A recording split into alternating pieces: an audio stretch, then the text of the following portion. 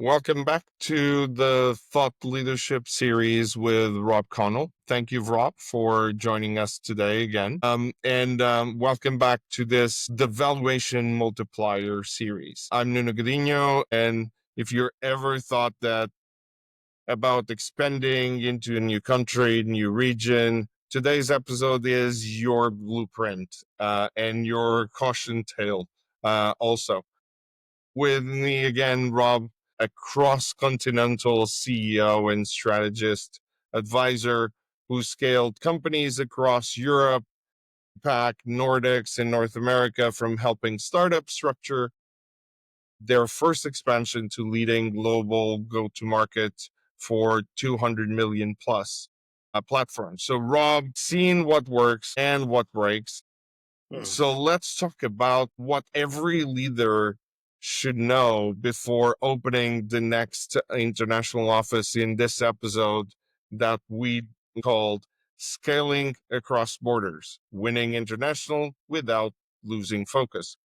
Thank you, Rob. Thank you again for joining us and for sharing your experience in this matter. Thank you, Nuno. Yeah, thanks very much. Yeah, and as well as having been an execution CEO or VP of product, etc., for those things, I have in more recent years been doing training and mentoring around these topics. And often what I start with is like, well, what experience do you have to draw upon?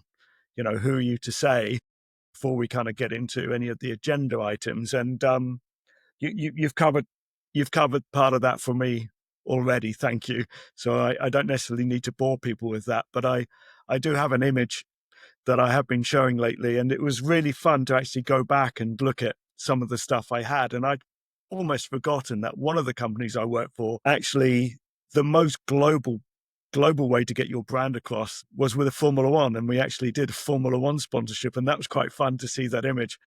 But that was pre-IPO. So it also goes, I'm not here to say I know everything and everything works. As you said, I'm also here to say not everything does work. And that was a company that was basically, the year 2000 bubble burst on .com.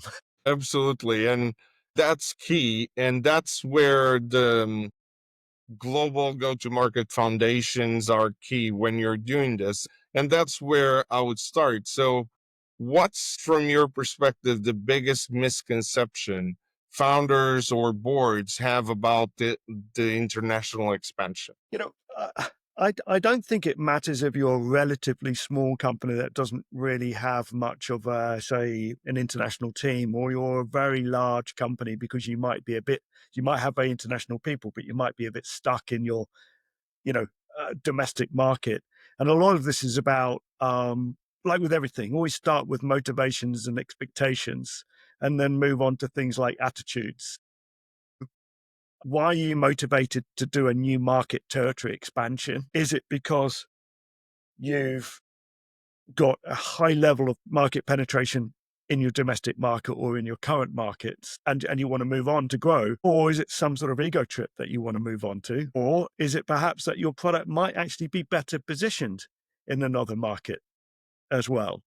Sometimes if you're, say, in a heavy R&D orientated business, you're normally tempted to launch in your domestic market, but you could do your R&D at home, and you can launch in another larger, more lucrative, perhaps lower barrier market. Now, I just raised loads of topics there, and we can delve in. I'll let you guide me. Yeah, and that's absolutely true, because there is certain countries where the domestic market is way too small to make the difference. And you have examples of Israel that most of the companies are, they used to build there, but it's either US or UK head offices and so on. And it's, as you say, is starting from why, where is the best market, what do you want? And not just that old thing about we are going to expand to another region, so let's just hire a general manager and use our sales playbook and everything will be the same, because that's not how the world works, unfortunately. Yeah, absolutely. And from what you've just said there, so what is it? You just go hire someone and you follow the same thing? Now, part of my background is in product development, product management. And so I will often start with, as we said, what's the motivation expectation for new market territory expansion? Okay, that's a big topic on its own. But then do you actually, and we touched on this on the last video we did, do you actually understand your value proposition in your business model? Okay, if you do, great. Then what market insights do you have of this new territory, this new country? Do you really understand that market? Do you understand maybe some of the economic differences, some of the regulatory differences, some of the competitive changes?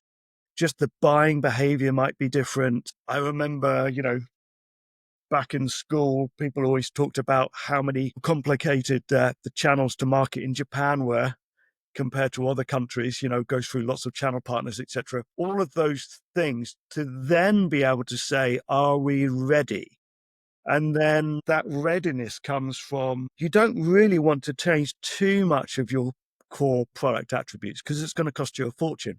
But you can change some things that really, the steak doesn't change, but the sizzle does, right? So I remember back in the .com days, it would be tweaks like, changing the language, maybe some of the content that was localized, but the core product, the internet access, the number of email addresses and all that kind of stuff was the same. Yeah.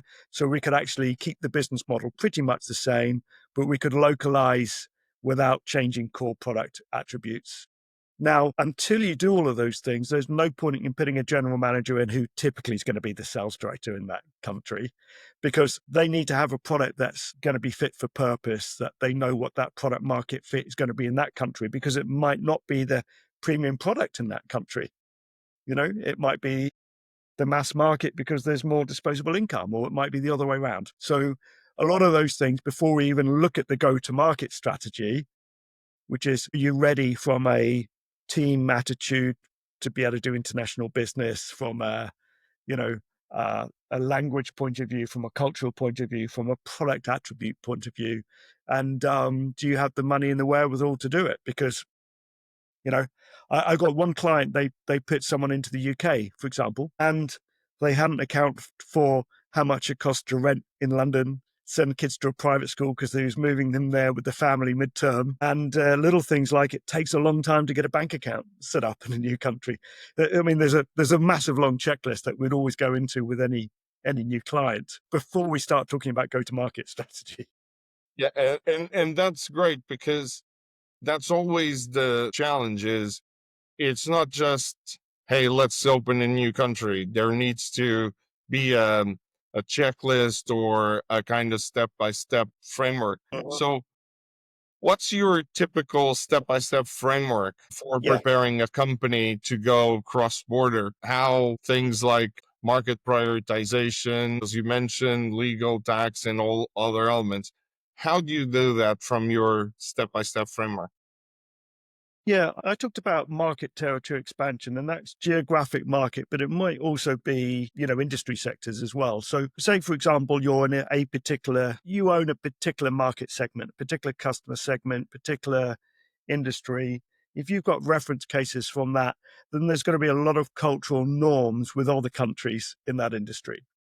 If you if you're talking about expanding still within the same country, bringing other products in, again, that's another topic perhaps. But if we just think about new territories in terms of geographies, you'd want to do some sort of market feasibility, look at the size and the addressable market, look at local demands, look at the routes in. And we've talked about AI and stuff before as well. I mean, you can do stuff that maybe an external consultant would have taken a long time to create reports for you, etc., and do, excuse my lights going out, but a long time for doing reports for you. But then, and a lot of primary research where you're having to speak to people, but you can do loads of desk research and secondary research now quite quickly, in a matter of hours or days. Then you can maybe better qualify that and come up with some statistically valid results if you want to go and test your brand or your product, etc., with some customers there. But those reference cases from that industry sector is no one wants to be the first to buy. So you don't tell them you're the first to buy in Germany or France or Italy or wherever it is, but you can say that you're joining a group of satisfied customers that we've been servicing in this industry for a long time. Localization. So what are the minimum requirements? You don't have to do everything straight away. So it could be, we all know if you go to somewhere like Germany, you really need to have German speakers and German marketing materials, that sort of stuff. So perhaps the UI needs to be in German if it's a software product. Perhaps if it's an industrial product, all of the tech sheets, etc., need to be in place. But then there will be some other regulatory things that you must have to do. So equivalence of C certificates or whatever it might be, or FDA for the US, etc. Those are your minimum requirements. You've got to plan and budget time and money for that. Patent protection, maybe brand copyright in that area, different packaging, all of those sort of things to think about. Then, assuming we're looking at maybe, well, it doesn't matter if it's B2B or consumer, you still got to think about who the influencers and decision makers are there, because it might be different in terms of, are there shared beliefs and values? Are they different? Is there different buying behavior? Is it, for example, people only buy for an agent or they only buy direct in that country? So how does it differ from home, and how can you adapt for that? And then the segments might be different as well. So, when I came to Finland, for example, one of the things I noticed is there was a lot more privately owned businesses than the large ones, than publicly owned large businesses in proportion. But then when you looked at the size of the large businesses, there's probably only about 80 really large businesses here. And it's an awful lot of SMEs. But what do we mean by a large business? What do we mean by an SME? Because in each country, they do tend to define that slightly differently. And then those segments might be different, therefore. So what you might see is an SME in the US, where you've got 300 million domestic customers, to say, I don't know, Sweden with 9 million domestic customers. An SME in Sweden might be that much smaller, for example. Yeah. So it's semantics, I know, but it's important when you're talking to your ad agency or, getting your pricing, etc., to understand that. And then each country is going to have different trade associations, publications, websites. This is all about the influencers and decision makers, right? I don't know, you got a med tech thing. Do they go through medical reps in that country in the same way that you're used to them doing so in the UK, for example? It might be different. It might only be through a government portal or something. So massive amount of things. And all of this I would put under market insight and readiness. It's that element that it's not only putting someone in there and then go, you do your thing, is you need to do market readiness in order to understand exactly where you are. And you mentioned before the example of the company where they moved to the UK and suddenly they forgot about the certain number of costs. So what hidden costs do company often underestimate when expanding internationally? What's been your experience there? Yeah.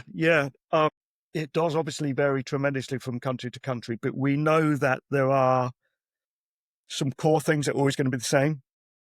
Time to get a bank account set up, finding local accountants that can work with your group accounting structure, finding local lawyers to help you with regulations, etc. There, different costs of salespeople. So it seems to be legendary. I don't know how true it is in terms of finding enterprise SaaS salespeople in Germany is always the hard one with, overemployed country. And, not little things, that they can become big things. I mean, the difference between taking clients out for dinner in Singapore compared to taking clients out for dinner, say, when I lived in Madeira, there's a few zeros involved.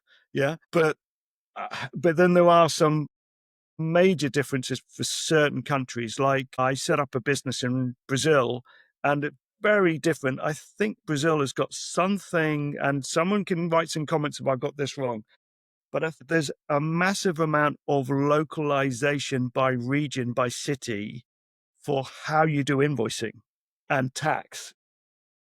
And that's a major cost to get all of that set up in the first place. And as well as the tax planning and advisory fees, how you pay the tax with profits or without profits is also very complicated in terms of how you manage your cash flow. around that. So I'm sure there's lots of other examples as well. I want to go back to one thing you said a second ago as well, which is about you get all of this readiness, but then you put people in place. So assuming we've got someone in place, I think that market entry is going to be really important. So how will you get noticed and be credible? And that goes back to what I was saying, which is you have these reference cases, but do you have someone in country who knows the channel partners so you can get the channel partners on board? And you and I know all partners are equal and some partners are more equal than others, right? So it is what happens is everybody's willing to do everything to begin with. But unless you're there all of the time and local and on the ground, giving them training, giving them incentives for their teams, etc., they'll forget about you after a couple of weeks. You've got to get it up and running and working really well, and you've got to keep that momentum going. So it's important. And so often investors will say, sure, we'll help you go to the US, but you need to send someone out there. And that person who goes out there, they've got to be very active with not just the customers, but the channels as well. Do you have the local, say, media contacts, or can you buy that from an agency? You can buy your way into events, but have you got someone who knows how to coordinate those events locally? Online presence spend. Is this going to be self-service, or have you got to have people over there doing maintenance for you? All of those things. And sorry, this goes back. This is mixing up a little bit about when someone's in site, in country, but also those hidden costs. Because suddenly you're having to fly an engineer over to fix something. You've never needed to fly them before. Yeah. And that's a great point that you raise, is there needs to be a local presence, well known, both someone that knows very well the market, but also is very well known to the market. And shameless plug, that's why Fractional is growing, because what best than actually bringing someone that already been there, then that has the connections.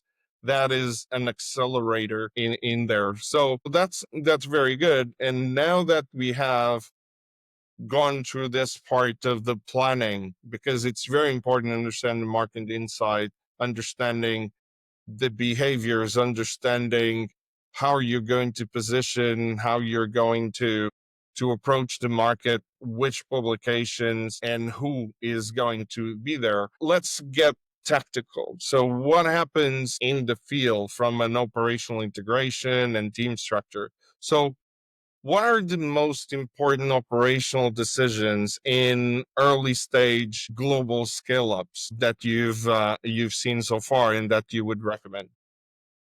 I think putting a territory plan in place is really important. And what I mean by that is, and a territory plan is to say, these are the countries we're going to go to, but in this order, and set some success criteria. Yeah. So we'll go to that country. We're going to aim to be able to, I've done this before. I did this with the rollout of broadband internet access with UPC Media and Chala Group. And we would basically say, these are the number of days that we would need to roll out into the country. This is the percentage of market penetration or market share that we would need to have in that country. And we did some stuff in parallel, but typically you're doing it in an order. And you would start with, ideally, the lowest hanging fruit. So you start with a neighboring country, you start with the place where you've got a really good relationship. You maybe got some people in place already with another product, for example, or, a sister company or something. Smaller businesses that didn't have so much of that, it could be as simple as saying, who's responsible for these different markets? And then all very well saying he's going to be the general manager or she's going to be the general manager there. And of course, I think that global network, such as with Fractional CEO, is really important. So you can find someone in-house. And actually, my call beforehand was with the CEO of Global Tech Advocates based out of London, Denmark, and very global. And like when I mentioned trade associations, there's lots of global organizations that you should try and work with, because you'll have a local office that you can coordinate with. And then you've got a friendly introduction to wherever. So that's important. But this person might be in country and they're not running a fiefdom, right? So they need to have a clear reporting structure, but they need a clear support structure as well. So they've got technical pre-sales on the end of the phone, joining perhaps only remotely with the meeting, but they're not going to get stuck. They can't know everything about what's going on. So who's attending the meeting? Who's supporting the meeting? Who's going to sell? Who's going to implement? who's going to train the customers or the channel partners, and what is the ongoing support to make sure that you're not churning customers or having dissatisfaction. Education and best practice, creating those referral clients very quickly, and then boring stuff like export paperwork and inventory management and all of those sort of things as well. They're all that. It might be boring, but it's critical in order for you to be in business and to be in a great place. One of the things, and you mentioned it briefly about that difference. So the country plan and so on. One of the pieces, and I remember from startups, but also from corporations, has been the difference of the decision. What is the model you're going to approach? Is it shared service? What is shared services? What is that the local has autonomy for? And it might be a hub and spoke model where, for example, in software, the software is all the same, but the last mile, for example, the taxation element is done there. But those are very important, because if you do those wrong, then you'll be in trouble, because there is the even on that hub and spoke model or shared services versus local autonomy is, what about pricing model? If you go to a different country, are you going to give that country manager the ability to make those changes? Has that been something that you typically go through also? Absolutely. Yeah, lots of examples on that. So, back in the internet access days, we would have effectively the local local cable TV companies would be our partners, where they would be effectively buying the internet access product from us and then reselling it to the clients. And we would give them guidelines on pricing, but they would have a fixed price per customer from us. So it meant that they're not going to be able to go below that. They won't make any money. So it meant that we could control a certain level of pricing in terms of making sure our costs are covered, but they had autonomy on the final price and for deals and offers, etc. I also worked with a data erasure software company when I first moved to Finland a long time ago, and they had a very successful exit, etc. And I wrote their channel strategy for them and their international go-to-market strategy, which they delivered very well. Now, they already had a lot of stuff in place, and they had both wholly owned subsidiaries, partly owned subsidiaries, and also resale agents in place. And it was interesting to see how all of those would work. And there would be different pricing structure. But ultimately, we did a very simple thing, which was you get to retain 50% of the revenue. We get the other 50% of the revenue. Now, that 50% that we get back goes into R&D, but we introduced a few things, and communication is super important with all of this. It's very frustrating when you're in a satellite office, for example, if you can't get hold of anyone, you never get an answer. It's better to say no quickly so they can move on. People get very frustrated with a maybe or not a clear answer. So say yes or no quickly. And so one of the things I introduced there was a marketing development fund. Now, it was wild, wild west on that, on the whim whether someone would say yes or no. But I introduced a very clear format where you basically had to say, this is the activity we want to do. This is when we need to have it signed off. This is the number of leads we expect to get from it. This is the amount of revenue we expect to generate from it. And whether it's a trade show or an advertising campaign or whatever it is. And we'll pay 50%. So that 50% that we're getting on the revenue share back, we're investing back in to your business, but you're investing as well.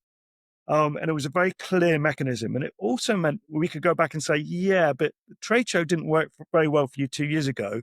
So why do you want to do it again? We had data around it. And so we were making a unemotional decision around those things, but people were getting quick, clear answers that they weren't getting before. The other interesting thing with that one is I spoke about communication, but it's also some discipline. So we introduced a CRM. They didn't have a CRM system in place, and they hated it. And I remember the deputy MD and sales director saying, they're not filling it in, they're refusing. And forgive me if I said this one before, but this always sticks with me, which is I basically said, if it's not in the CRM, you don't get your commission because we don't know about it. And then suddenly the CRM was very well populated. And that discipline then helped people with, analysis and follow-ups and not dropping the ball on things as well. So I think marketing development funds, CRM systems, all of these things can really help. Good, clear communication, having people's responsibilities to look after the satellite offices, etc., is also super important, and very clear financial reporting, etc. And it's not just something that is seen as, the guys suck weekly meeting, or, the report's there to bump you over the head. It's actually there to say, hey, that trade show worked really well for us, so give us some more money to do the trade show again this year. It's about that balance, control, and trust that you need to create. And you mentioned role clarity, cultural alignment, performance consistency, and discipline, because the CRM is about the discipline. Yeah, there are some things in the role that you might not enjoy as much. There might be, now you have a lot of AI native CRMs. The reality is, if it's not taking the data, then how is it possible to get a proper follow-up and a proper customer experience? So that's a very key one. But the other part you mentioned on leadership. So how have you seen leadership fail or fracture when you do this across regions? What are the kind of war stories that you went through that taught you a lot of different things, from power silos and so on? Where I saw things falling apart and tempers flaring, which is when you've got someone in country on the ground who knows the customer, who maybe has a barrier to a sale because there's a certain product attribute missing or the pricing's wrong or something. It doesn't mean back in HQ that you just agree to everything they ask for, but it's very important to give them a voice. And so from a leadership point of view, and we've talked about this before as well, keep things quite flat, give people a chance to express and come across. Now, if they come and just say, I've spoken to one customer, we need XYZ, that's not statistically valid, right? So you can say, thank you for that, we'll take that on board. Let's go and talk to the other 50 customers in the country, or the 50 targets that we've got, and see how they feel about that. Take them, make sure you're seen as taking them seriously, and do take them seriously, but don't act on anecdotal evidence. Then go deeper with them. I think that's really important. Yeah. And go deeper with them. And one of the things that I've seen is also kind of the misaligned KPI. So I typically joke about, there's a difference between being a global business or a local business doing business globally, because they are different things. Because in a local business doing business globally, they typically use the same KPIs, the same thing, and don't adjust. And those, in some cases, I've seen dilution of brand tone and so on. Have you seen that? What are the ways to prevent some of that? Yeah, what's the thing that we used to say? Think global, act local. Yeah, but then the brand side is really important. So there's a few really simple things you can do, and one of the things I love is a good brand guideline that everybody has to adhere to. But you also, consistent words and phrases, is also really important. And I've written a few of those documents, and on the consistent words and phrases, you typically want to be able to say, this is the core message. This is what you always use for a boilerplate, for a press release, etc.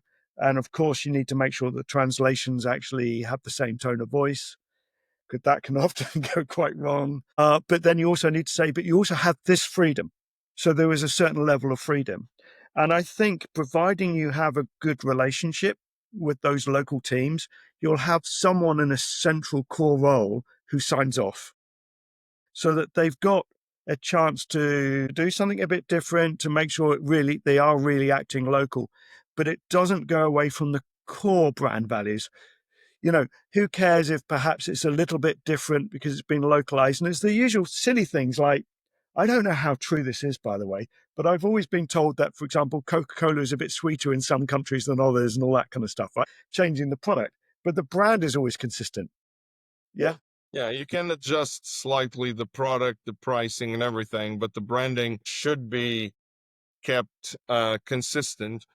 But as you said, be careful. So, being originally from Portugal, there's been some very global companies that when they go and translate their brand to Portuguese or from Portugal or from Portuguese from Brazil, you go and say, you have no idea what you just said on this app, because it's what you said is you need to be doing the transition, making sure the brand tone is the same, but you need to understand that's where listening to your country leader is key in order not to say something that is then going to become a meme Yes. very quickly, which there's been some situations where there was a mistake, and then the fact that there were a meme kind of helped them, but that doesn't happen every time. So And, it's yeah, important to and I be think this careful. from direct experience, it's good to have a central marketing communications person who can work with those local teams to sign off. And I think it's good to have a global product manager who can check that from a compliance and legal point of view. So you're not making false claims, etc., about the product, because that is something that if you only leave it to the marketing communications personnel, they might get you into a little bit of hot water in some of the claims. And so this is a great conversation, and that point kind of reminded me of a story. There was a company that went to Middle East, and they placed the brand exactly how it is. They just switch and wrote in. Suddenly, that was getting destroyed every day, and suddenly they go in and they finally ask someone to from the country, and it's like, of course, this is insulting in many different ways, and that's the importance of, as you say, that branding headline and connection between the core team, the global team, and the local team. But also, you mentioned before the investor pressure. So the investors are always pressing, yeah, let's go, but also let's have a person there, and that increases cost, but also it increases the potential.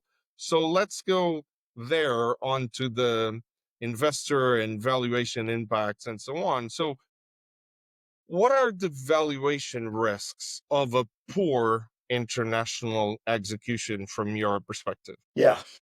So it's always an interesting thing. So, when you're courting your investor, you want to be able to show them future profits. So you'll talk to them about your massive global expansion. When it comes to the execution, it's really important that you are not trying to go to too many countries too quickly, because you'll then be going back to your investors and saying, we need some more money. And they're like, well, why haven't you managed to stick to the budget? So that is important, that you keep focus on your core markets and you succeed in those core markets before you try to start spreading your team and resources and too far. I think most investors are quite wary when people try to do too much too soon. Yep. It's more important to hit those numbers that you said you would do. Yeah. And then they'll continue to support you. Other risks around that. Well, also I would say that with the work I do, for example, with uh, sure, with VCs, because they will have connections, but specifically if you're talking about, if you've got good relationships, say with a family office that you're working with, they'll have local connections. So also your investors are also a way in with channel partners and customers, etc., as well. So as well as being wary about managing your investor relations in terms of not being seen to be spending the money unwisely, I think it's important to make sure that your investors support you with your go-to-market plans as well. And they'll have a great deal of influence, perhaps within their own portfolio, to start using your service in that country and get your first reference client there. Yeah, and it's almost changing from an investor to a strategic investor is Yes, how exactly. can Yeah. we get them on board? Because in some situations, kind of, there are new markets, there are a lot higher burn. They might have a lot more inflation.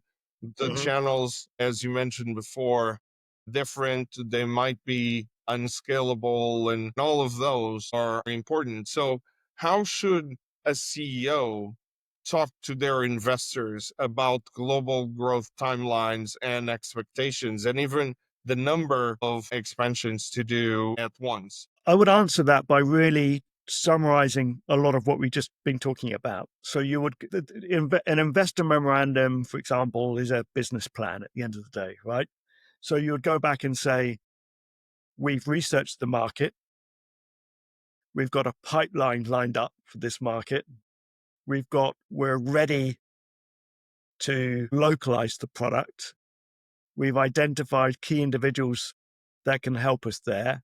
We've budgeted it so that we can utilize third-party global networks like MyFractionalCEO to go there. And we have channel partners there whom we've got a joint business case with the channel partner of what the costs and revenue streams will be. We now want to invest from maybe the money we've already got from you. That's why I said go there. And then nice, clear reporting back to the investor. When they ask for the quarterly report or whatever it might be, you'll break that down. And I would move quite quickly to things like group accounts as well, right? Not to confuse things by here's 5 different country reports that we've got coming in, but have a summary of the group accounts as well. Yeah, it's that balance in here's the country accounts, but this is how it affects the group accounts. And here are the trade-offs that we're doing at the end of the day, because those are very important in order to have. And I love how you summarize that about it's all about communication and modeling that communication. And I would almost add it's important to have some foresight planning. What you're mentioning is here's the business plan, but in that business plan there should be hopefully some foresight planning with different scenarios, we already have a couple of leads there. We already spoke with a bunch of customers. Here are some tailwinds or some headwinds. Here are some potential things that might happen. And here's how we will answer to them, because then you're ready. Then you're having that capital communication and model so that investors are very assured that you're doing the right thing. And also you're doing things and you know what you're doing and they can trust, because at the end of the day it's about that. Fantastic. So before we wrap, let's go into the next step, which is kind of looking forward. And I mentioned a little bit about foresight and all about that. So let's look ahead. What's your forecast on how a go-to-market will evolve in the next 3 to 5 years, when we're now in we were on offshoring globalization. We're now using nearshoring and going back on the globalization, AI powered regional platforms, ESGs and everything. So what's your forecast? Where do you see go to market changing and evolving in the next 3 to 5 years? Yeah. Wow. Big one. I think there's a few things. In general, global markets, international expansion is a way of mitigating risk, right? So if we look at the impacts of tariffs and discussions around tariffs by the US, does that mean, therefore, if you had a portfolio across Europe, Asia, and the US, you're spreading your risk because perhaps Asia is going to grow faster? I think that's really important. So we talk very much today at sort of a more granular level in terms of, which countries do you go to first? But I think if you look at it on a global scene, you can spread your risk by looking at the trends that are happening globally. So enter the Asian market rather than the US market or something like that. Now, the other one is if you still want to enter the US market, then think on your feet and set your production up in the US, for example, to avoid the tariffs. That is also important. So you do need to look at geopolitics, some geoeconomics, look at what's going on for that. So that's one thing, and that will help you with your risk mitigation to make sure you can still go to the US, but you also may be focused more on expansion in Asia right now. I don't know. That's one thing I've witnessed a lot of recently. Yep. The other one is maybe you want to go against the trends as well, right? So, you mentioned Israel, and, Israeli companies have always had to look at international markets like Finnish companies, et cetera, too, as well, because they're looking wider, but they still have investment money and stuff going on. But geopolitics at the moment is quite spiky for them. So perhaps not everybody's trying to tap up an investor in Israel at the moment, and maybe they'll be glad to hear from you. Again, comments welcome on that. And then, yeah, and then as you mentioned something like AI. So I remember probably 10 years ago going to a Finnish government sponsored event where they had their own consultants helping you go to market. They're talking about 12 months to prepare you to go to another country. And I just think, no way, you don't need 12 months. Yeah, obviously, if you're FDA and all that sort of stuff, med tech and things, maybe you do. But in general, they were spending a lot of time, these consultants, on things like market insights and research. And now you can do that much faster. You can change some of your product attributes much faster. You can localize much faster. So you can still do what we've talked about before. You can do more with less on that global. So I think over the next few years, globalization will continue to accelerate and to make it easier for you to enter new markets.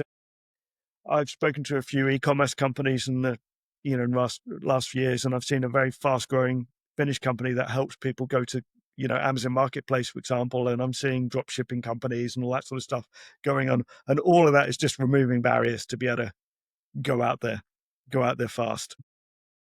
Caution: don't go to too many places too quickly, but it's going to be easier and cheaper to do so.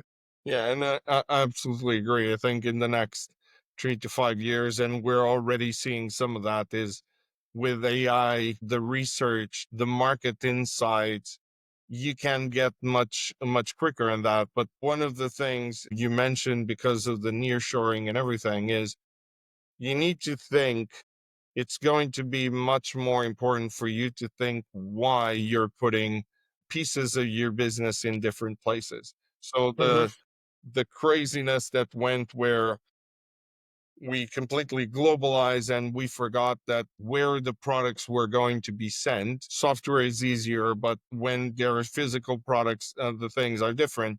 That suddenly, eventually, we would learn that probably there's a near shoring that needs to exist in order to reduce costs, even carbon emissions and all the other pieces, because that also generated a massive amount of transport. So if there is anything on marine transportation in the Panama Canal or the Suez Canal or anything, the whole world kind of sees the difference. And that's in the next 3 to 5 years, something, as you mentioned, that you need to think, be very explicit of why you're moving and where, and that regionalization of the platforms. But I love what you mentioned before, which is think global, act local, at every time. And now with AI, there is a lot of more capabilities in order to help you, but never underestimate the power of